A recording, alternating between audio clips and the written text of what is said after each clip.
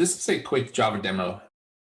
What I'm going to do is I'm going to illustrate a construction of a directed graph that has the following vertices. The example you're looking at, 4 vertices plus the edges. These edges are represented in a directional sense. This is a directed graph.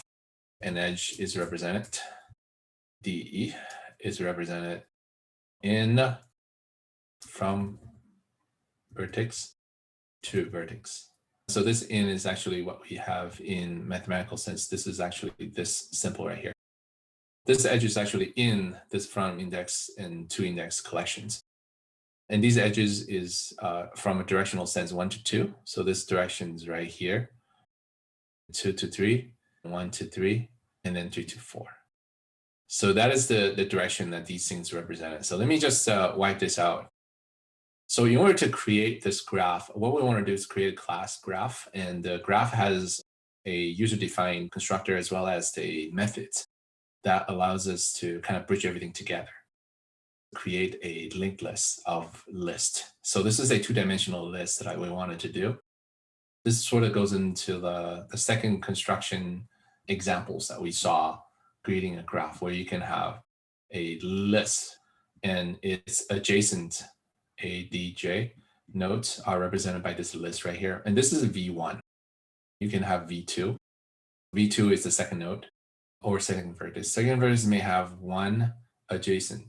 Third is the V3, so on and so forth. This is a construction that we need from a vertical standpoint. This is a linked list.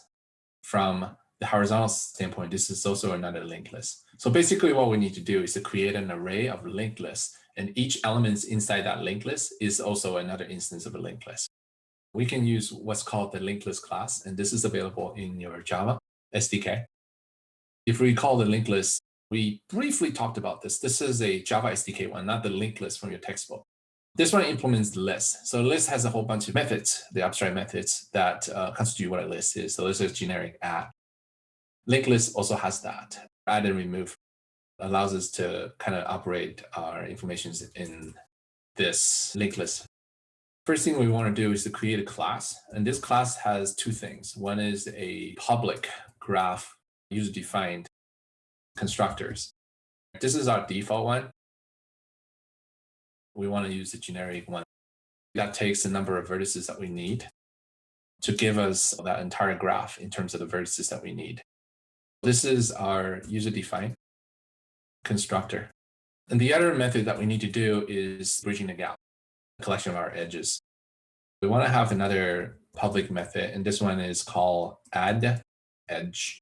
This one takes our from vertex to another vertex. And notice that from and to establishes an edge. There's no weight here. Okay, so we just wanted to make sure that we follow the generic order here and recall that the edge actually goes in this direction. This is a directed graph. Let's just create the buffer, which is a linked list of linked lists.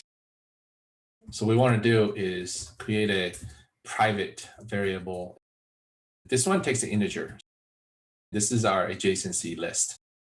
I'm going to use plural to specify that this is a list of lists. So there are multiple lists here. What we want to do is to create that entire list of lists, right? So this entire list on the outside is just a linked list array, list of lists. So we can just make it generic like this.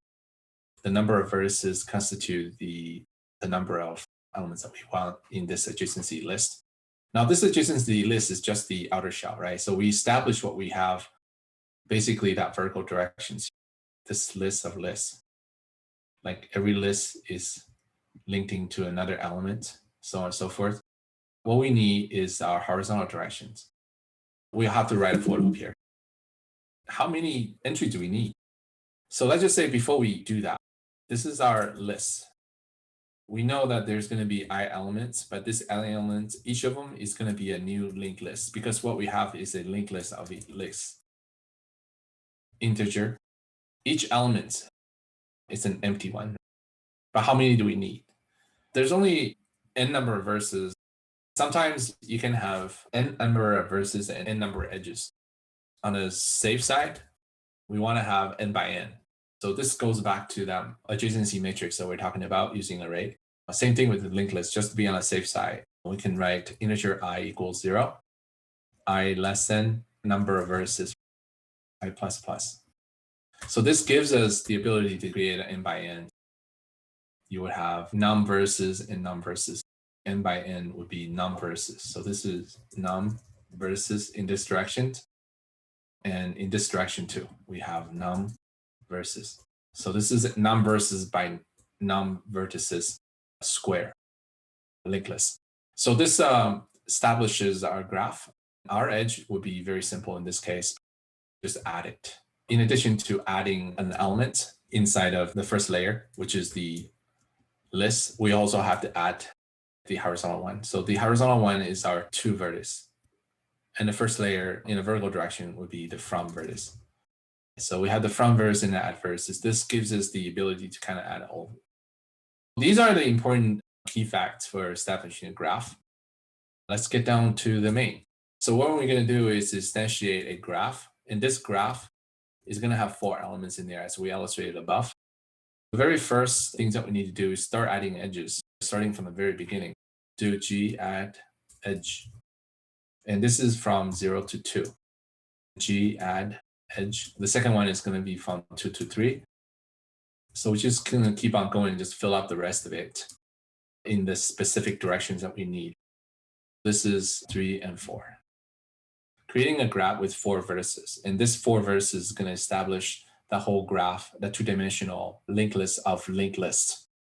Number of vertices being on the horizontal directions, and the vertical direction, we have num vertices as well.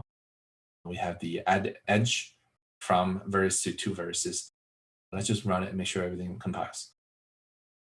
This is basically going to get us the thing.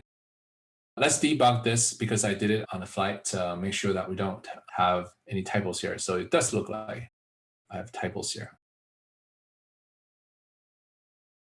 Let's run it. Of course, since we're using the linked list from the Java SDK, we have to also include this part. Okay, so this does run. This is a quick illustration of how a graph could be completed. In the next lecture, we're going to make use of this whole structure to go through our traversal algorithms, namely our depth first and breadth first search.